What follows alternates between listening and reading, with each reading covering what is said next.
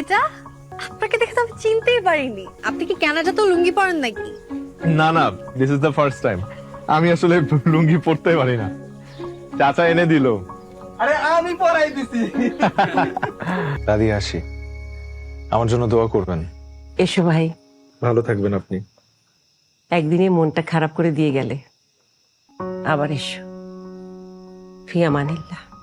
আসি, ভালো থেকো তোমরা। দেখা হবে। এটা আপনার জন্য। ভাইজান, আমি টাকা নেব না, যদি পারেন আমার করে ডলার দেন। ডলার দিয়ে আপনি কি করবেন? মানে কোথায় খরচ করবেন বা কোথায় ভাগাবেন?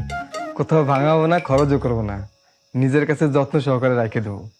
যখন আমি বিয়ে করব তখন বউরে দেখাই বলবো, এই দেখ তোর স্বামীর কাছে ডলার আছে, এখন থেকে এক্সট্রা সম্মান দিয়ে চলবি। আমার কাছে আছে কি না দেখতে হবে।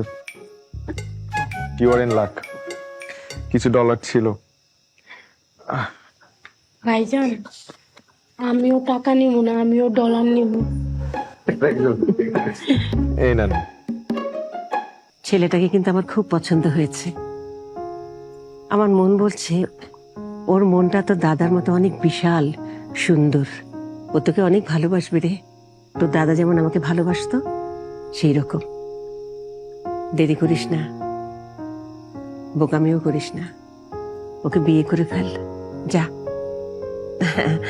যা, সাবধানে যাস।